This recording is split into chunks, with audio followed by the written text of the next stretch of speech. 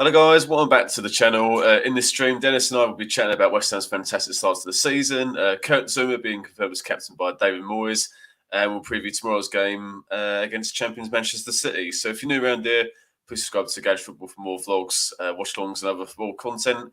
Let us know your thoughts, questions in the live chat. It'd be great to read those. So Dennis, thanks for joining me. Who would have thought at the start of the before the season started that West Ham would be unbeaten after 4 games, 10 points in the ball, fourth in the table. So, how you doing, mate? You okay? Yeah, I'm good. It's like that Paul Rudd meme. Who would have thought? Not us, not us. No, we'll Not all be me. like, oh, it will be maybe get Luton. We make sure we beat Luton and see if we can get something against Bournemouth. But we're all worried. I mean, when we did our predictions and things like that, we didn't particularly have us having a good start, But we defied expectations, and on 2 occasions now, I've sent a screenshot of the Premier League to the group chat shouting, "Stop the count." Didn't predict that. No, definitely right. Well, so yeah, we'll start off. I say our start to the season. Zuma obviously been confirmed as mainly for certainly this season. You like to think by David Moyes as the skipper, and then obviously preview tomorrow's game against Man City. So let's start off with as we've both touched on our fantastic starts to the season. So yeah, 10 points in 4 games, 3 wins, 1 draw. No, I don't think any of us expected it, mate, before the season started. I mean, you touched on our predictions video, me, you, and Mark did of all the Premier League clubs. We had West Ham as 11th. Might need to change that now, albeit it's only 4 games in. But what were your what did you realistically think would get from the first 4 games? Because on paper, it looked a really tricky start. I said 4 points, said draw away at Bournemouth, which we did get, and beaten Luton, and just make sure we have a good game against Chelsea and Brighton. As you remember from that video, and if you haven't seen it, check it out on the channel. I made a pretty bold prediction about Chelsea that is looking really, really stupid right about now. But I didn't realise that Nkunku was out injured, you see, so that's a goal machine right there missing. But yeah, like against Chelsea, let's be honest, they did batter us first half, but second half we caught them. Mickey caught them napping, doing what he does best, and we held on.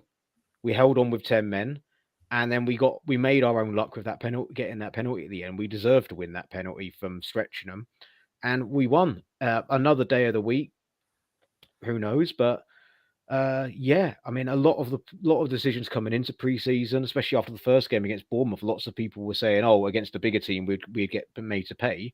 But we've won every game since. If anything, Bournemouth was our toughest opponent, really. Brighton never really looked at the races until they scored, and then there was that 5 minutes of panic, and a lot of the outcry about starting Areola ahead of Fabianski. Areola's been one of, if not our best performer in those 4 games for me.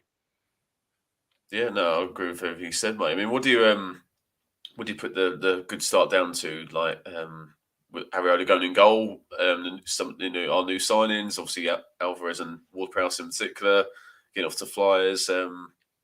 How? Yeah, for me, I mean, as much What do you put it all down to? as much as obviously we were worried about losing Rice, but I just think the midfield's been, I wouldn't say improved, it's just been revolutionized a bit. We've got a different style in midfield now. We've got, we haven't got one player bombing forward, another player sitting back. It's a little bit more dynamic between the 3 of them, with Paqueta coming in a little bit deeper. And a lot of it actually then goes back to saying Paqueta is starting the season totally adapted to the Premier League. This time last year, we were still with the old Rice and Soucek with Fornells as a 10. I just think it's a bit more dynamicism in the midfield, and certain players are fully adapted to either the Premier League or how we're playing, i.e. Emerson, and with the Premier League, Aguerd and Paqueta that are starting. I think that's what's different to last season, specifically the start of last season, where centre-back we're having a crisis. Although Areola's been our best player, I think even if we had Fabianski in goal, it wouldn't affect the outfield play so much. Just we might have conceded a couple more, because Areola pulled off some insane saves against Brighton. No, yeah, no, particularly those 2 from Ferguson in the second half. I mean, what do you make of? Oh, we'll touch on a couple of new signs. Obviously, James Ward-Prowse and Edson Alvarez have been pretty spectacular, since they've both made their debuts, and they've got to say, as you mentioned about the midfield, they made a real difference. Yeah, James Ward-Prowse for me was I remember saying at the time, a lot of people were saying 40 million. I mean, 40 million seems a bit steep, but I'd say 35 million and south, that is a fantastic deal. He's got some mileage on him compared to some other options out there. Great, but people were acting like we're signing, no disrespect, another great player, but they're acting like we were signing James Milner, who has got a year or two on the clock rather than five, arguably 4 or 5. And the amount of assists he's going to get us from free kicks and corners are ridiculous. And look at, for example, one signing who we haven't even seen yet, but we saw him in Europe, Mavropanos. And from my friend, the Stuttgart fan, basically telling me that if you get the ball in the danger zone, he's going to bury those headers. He's an absolute sledgehammer in the 6-yard box from a corner. And you could argue the same to an extent from Zouma and definitely Aguerd in the box. So that is a very all-round sort of signing. And with Alvarez, the reports we were getting from your friend in Europe, as well as a lot of the things I was hearing, great signing. Is he gonna do everything Declan Rice does? No, but that's why you got James Ward-Prowse as well. And together, for less than what we sold Declan Rice, we've replaced him with 2 players. It's like Charles, friend of the channel, said, you're going to have to moneyball it. And I think we have moneyballed it. Well, after 4 games, it looks like we've done it very well.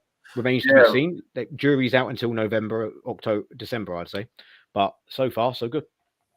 Yeah, and plus as me and Charles keep quoting to each other when we meet up or whatever, like, you can't replace Giambi, all that, as Brad Pitt obviously famously said in that brilliant film. I mean, what players have really stood out, Dennis? Obviously, you mentioned a couple there, but which of our players have meant that we've had a great start? Oh, well, how long's your arm? I mean, I don't think anyone's particularly been poor. No one's been poor. I mean, the only player that hasn't really stood out to me, I guess, maybe Emerson so far this season. He's been great, don't get me wrong, but like Kufau's been brilliant in What did you say the only one for me is pretty Aguerd? I would say he's doing a bit shaky at times. Oh yeah, because he got sent off. Yeah, okay, I'd take that. But I thought again, equally when he came in against Luton, he was great against Luton. I only watched it in the second half out in Germany, and I was a little bit on the sauce when I'd had a few wines and a few beers, so maybe my perspective was different. Yeah. I think Soucek looks like a totally different player in the times that he has played. Second half against Chelsea, he was pretty epic, and against Bournemouth, he was great. Can't help the concussion. Ben Rama, even though he's been in and out of the side, he was against Brighton. He did his job expertly. And as much as people were talking about Bowen's touch for the goal is brilliant, the ball in makes that goal. That was absolutely inch perfect, the ball in for Bowen. And yeah, Antonio's been at his best. There's some of that argument that he was only doing that while trying to get a transfer. That remains to be seen if he drops off now. But Antonio, showing the form that made him our number 9 under lockdown. Paqueta, considering everything's on him, has been great. So I could literally rattle them off. But I think just about every player that's played for us this season has done well. With Emerson and Aguerd haven't really stood out, air quote, but I don't think they've particularly done anything bad. Maybe Danny Ings, that's really harsh because he's coming in to play on his own up top, and he's only come on, that's a bit harsh. I mean, he got a question marks over his new look, but that's obviously we're talking about the performance here, and sadly, all these good performances mean someone needs to be on the bench, which is why we haven't seen too much of himself and Fornells. Yeah, it shows how well the starters have done, really. I mean, yeah, I agree with everything you said. I think obviously Areola has justified his selection as the number 1 goalkeeper. Zouma, obviously, we'll touch on in a minute, has led the side brilliantly. He was back to his best and fine over his injury problems, which he had last season. Mm-hmm. And obviously, the new signings have helped. James Ward-Prowse settled in brilliantly straight away. Has obviously shown more look to his game than just his set pieces, which is like the laziest analysis I think I've ever seen of a player. Alvarez has settled in great. Obviously, with his tackling, but his passing's a bit better than I think what a lot of us would have thought as well.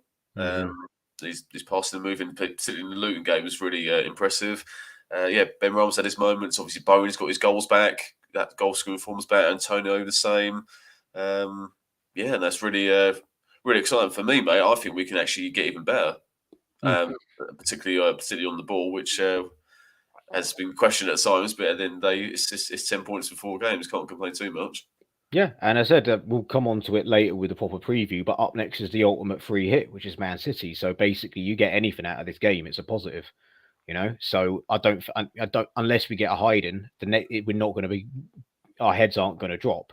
Are we seriously considering ourselves title challengers? No, but it's nice to be near the top end and fighting at the beginning of the season because we're so used to having terrible starts. So yeah. And speaking of that, we did that obviously last season. It took, I don't know how many games it took us to get to 10 points, but I'm guessing about 8 or 9. Bournemouth at home was where we got the 10 points, I think, because we'd beaten Wolves, Fulham, and Bournemouth. And no, it was the Fulham game got us the 10 points, I think. Yeah, when was that? Like October, was it? Late September, early October. Yeah, definitely. Because we lost. Start. We lost our first 3, then kicked up 4 points, and then didn't do an awful lot till we played Wolves. Yeah, so it's already better there. And obviously, at the start of last season, our didn't really create that much, and obviously because we didn't create that much, didn't score that much. Whereas it's been the total opposite this time around, eh? Yeah, pretty much. I mean, we've scored 9 goals in 4 games, whereas I think we only scored about 30 goals all season last season in the league, give or take. So yeah, fantastic, and the defense has been a lot better. I mean, we conceded 4 in 4. That's 1 goal per game. You average that over the course of the season, you're going to have a good season. Well, you'd take that in party, wouldn't you? Oh yeah. Right, so let's touch on what David Moyes said in his press conference earlier. So Kurt Zouma is going to continue as captain. Just before we talk about that, Dennis, I mean, for me, it was a bit of a surprise for the Bournemouth game that Zouma had the captain's armband. I think we discussed at length of us in the chat about who would. Well, I think we all said maybe Aguerd or Souček potentially. None of us really said Zouma, but it's been a really good decision. He's led by example, and obviously we don't know what it's like at the training ground, etc. But he obviously must be a real leader with the lads at Rush Green, and his selection as skipper's been justified. I mean, the one bit of little insight I'd say, but this is based on the social media posts over the years, is that whenever there's kind of a group coming in and Zouma's involved, it's always quite clear he's kind of the leader of the jokes or whatever. And when there was that theme park video ahead of the final, where Aguerd, what you call him? I'm really bad here. DJ Kerrer, and Benny and Antonio, they all went to like a theme park, and you could tell like Zouma, although they were chanting side their armor, like Zouma with his bucket hat on and over the top Ray-Bans was leading it all from the front. So that's the kind of dynamic, I guess. And it's obviously everyone said that he's one of the, whenever they do teammates or whatever, they say him and Cresswell are the 2 funniest people on the training pitch, and Cresswell will be the automatically choice as captain if he was a first teamer. And he's not that, and he's training on his own, and he's only on the bench to make up the numbers with Souček's injury at the minute. Yeah, I mean, I was a little surprised to see him with the armband, especially with what happened a couple of years ago with his pet cat. But I think, considering what other teams' players are doing and the club are standing by them, I think some people, certain fan bases might want to sit down with the whole, oh yeah, but he kicked a cat. Would I ideally want that to be our captain? No, but ultimately, out of the players on the pitch, who's the best leader and who's best positioned? Ideally, your captain is your holding mid or your centre back, because they have the clearest line of vision of the game, and they're pretty central. So it makes sense from a positional standpoint as well. Like, I've never really agreed with goalkeepers being captains, if I'm honest, or goalkeepers and wingers being captains, unless there's, you got a Francesco Totti and an Oliver Kahn. Okay, it makes sense because they're going to be the biggest personality on the pitch. But centre back, centre mid, maybe striker if you can't have it, is either of those 2. For me, that's where your captain plays. But yeah, makes sense. He seems to have taken it and run with it. And sometimes being given the armband gives certain players a bit of a kick. It happened in the short term, at least, with Matthew Upson, who was brilliant for the first couple of months, or whenever he was captain. Whenever Lucas Neal was playing for us, when he got given the armband full time, he was all right for the first 6 months, and then everything fell apart. So who knows? Yeah, it seems to be a good choice so far. I mean, just to quote from what David Moyes said earlier today, he said Kurt will continue as captain. He's done a good job. We've won 3 and drawn 1 of the opening 4 games, so he will continue in the role. So he doesn't specify until the end of the season, but we'll just see how it goes. All right, so let's talk Man City. Obviously, playing the champions of England and champions of Europe, or one of the champions of Europe. That's obviously we're one of them as well. Obviously, treble winners. We're playing them tomorrow afternoon, 3:00 kickoff at the London Stadium. I mean, we've had a great start at West Ham, but Man City, even though they traditionally get off to slow starts to the season, they've had an even better start, and they're 4 wins from 4, 12 points on the board. So, despite all what we've done this season, it's still going to be an incredibly tough ask tomorrow. Well, if we're going to go the whole league winning champions as invincibles, just to wind up Declan Rice, we can't lose tomorrow for that exact reason. But it's also it depends on what kind of service and what Haaland turns up. Really, Haaland can win games all on his own, in my opinion. They got a bit of an injury crisis, but I couldn't really name, other than De Bruyne, I couldn't actually name anyone that's out injured because I'm not that really big paying attention to other teams. But it's the fact that BBC are calling it a 6-pointer as well does put a good smile on your face, doesn't it? Yeah, it's not a relegation 6-pointer either, which is nice to know. I think. Well, yeah, you mentioned some of the injuries, Man City. I think just looking earlier, so Kovacic picked up an injury with Croatia on international duty. But if he's unavailable, then Nunez might start. Obviously, he signed for Wolves in the window, so he might be in line for his debut. I mean, not a bad replacement. Grealish might be unavailable because he withdrew from the England squad. So you got like Foden or Doku. I mean, again, not bad replacement. So it's going to be a tough ask with obviously City's form over the last number of years, and you've got Pep Guardiola, one of the greatest managers probably ever. And the fact as well, add to that West Ham's record against Man City in the last decade has been absolutely dreadful, hasn't it? I mean, aside from the obviously Carabao Cup win on penalties the other season in the league, we haven't beaten them in any game since sort of Slaven Bilic's first season 2-1 at the Etihad 2-1 win, and then last home win in the league was the season beforehand, the 2014-15 season. So obviously with history is against us, as well as obviously the quality of players and manager we're gonna face. Well, since they've been taken over, we've only beaten them 3 times in the league. Yeah, it's mental, isn't it? Yeah, and that's with the caveat that we spent one of those in the championship. Yeah, fine, but because if we'd stayed up under Avram Grant, we definitely would have smashed them in the year they won the league. Yeah, of course. Yeah. But yeah, I mean, as I said, it's the ultimate free hit for us, City, because they are a team that always beat us. They usually smash us. The fact it's been relatively competitive. Last season, it was competitive considering what our performances were like, and the 2 seasons before that, like we came dangerously close to beating them in Martin Oval's last game. Yeah. Dangerously close to beating them, but that was when they didn't really have anything to play for, did they? Because I think they'd already. Am I correct in thinking? No, they hadn't. They hadn't wrapped up the league because there was a drama at the last day against Villa. But it's the ultimate. That and Liverpool are the 2 ultimate free hits for me, because those are 2 teams we typically don't do well against. Going back all my life, like even pre being bought by the Etihad Group or whatever their official name is. We didn't exactly do great against Man City in my lifetime. Like scraping a 1-0 win with Canute scoring in the last minute from 1 yard the year we went down under Roda. And then beating them 1-0 at home the season we went to the FA Cup final with Sean Newton. That in my lifetime are the only 2 wins I've thought of, other than the 3 that I've mentioned before. So in my lifetime, I can pick 5 times we've beaten them home and away. Yeah, crazy. I was just looking at West Ham's website earlier about our record against City.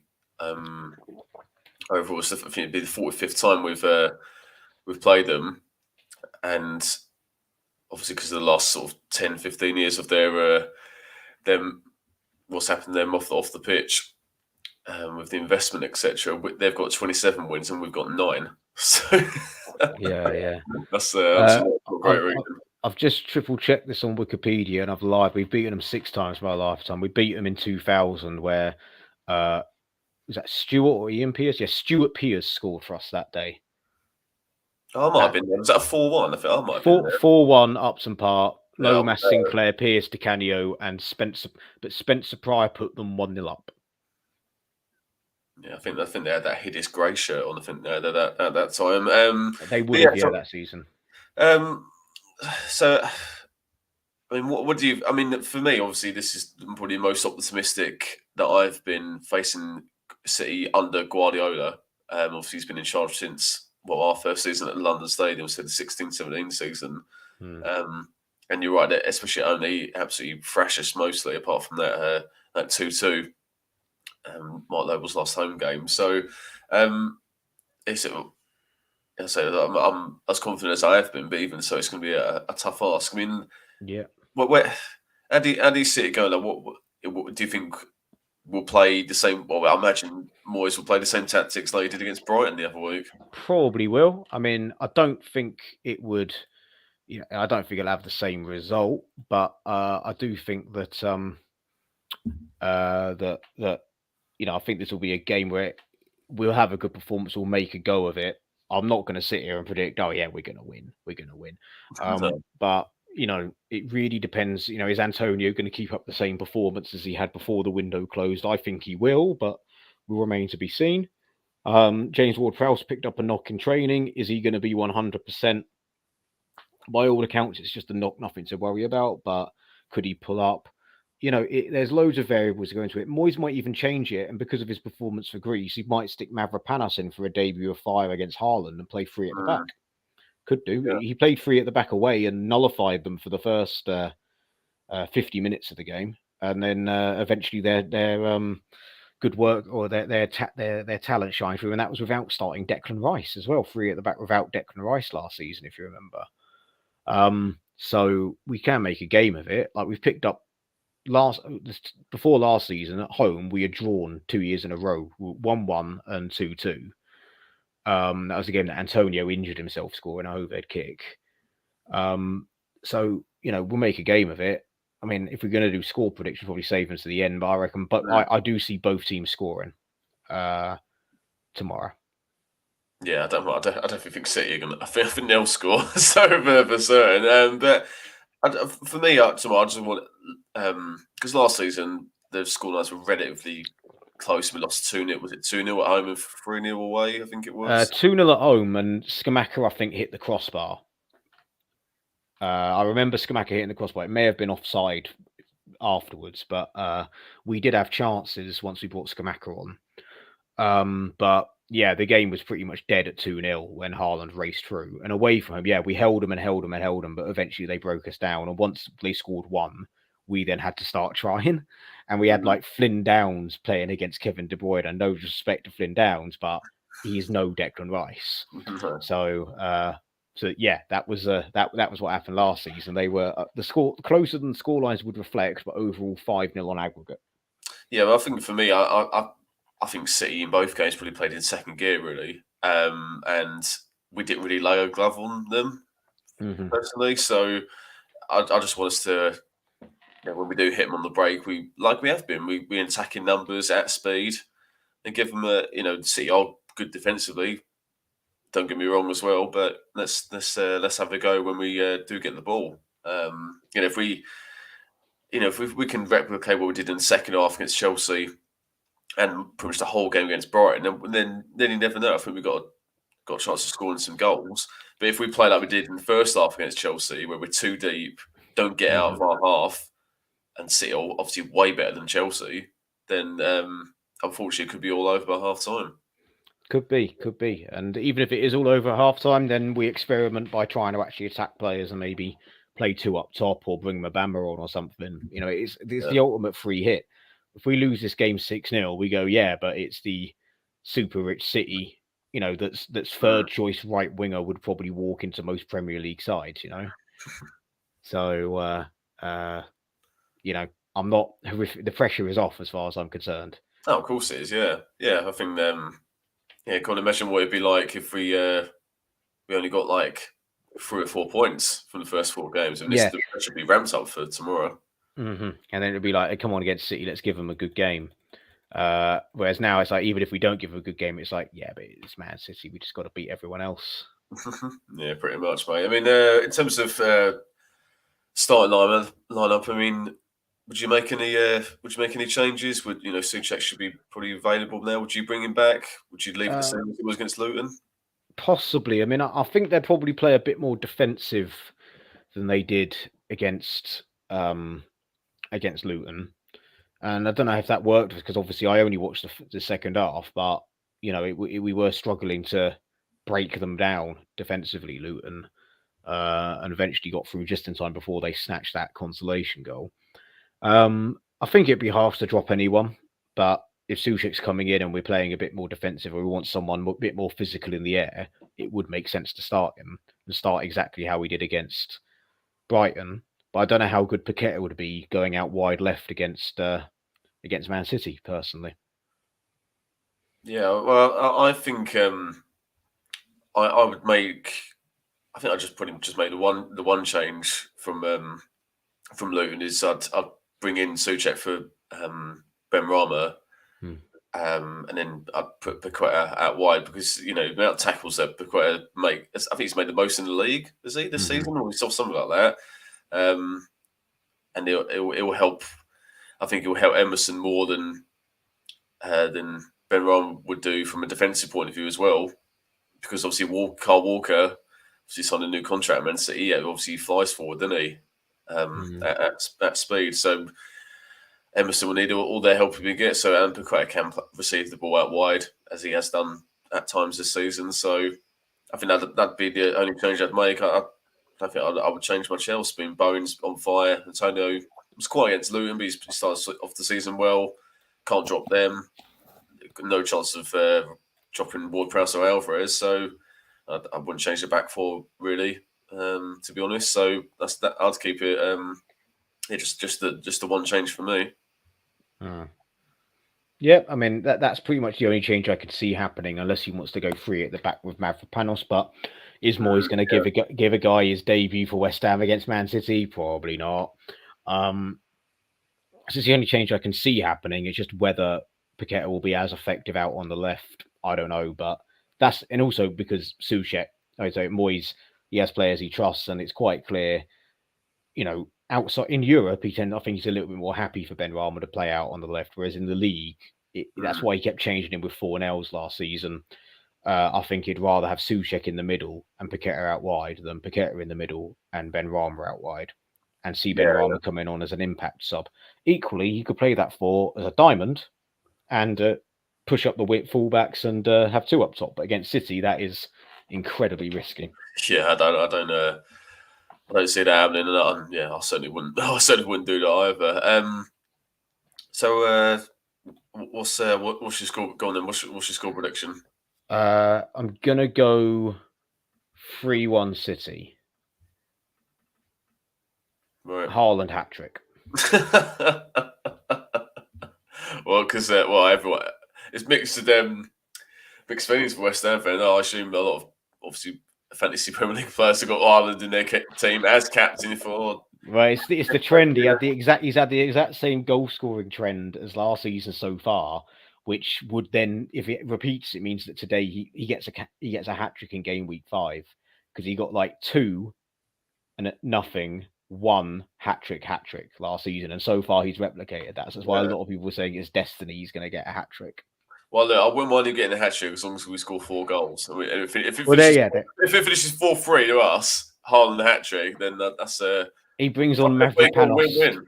Brings on Mavropanos at 3-3 to hold it at the back, and then Mavropanos ends up blasting it from about 20 yards like he did for Stuttgart into the top. No, not into the corner. For a daisy cutter that totally wrong foots Ederson and wins it 4-3 with his first touch of a ball for West Ham. And then there's baklava for everyone. Well, have you put Mavropanos in your team then? No. It's just just obviously I thought Mavropanos should have gone for him last year. He was only available for 3 million. It was around the same time we were looking at getting Kera in. I think that he went to Stuttgart for something like 3 million in the end, and it's like we should have got him last season, but c'est la vie.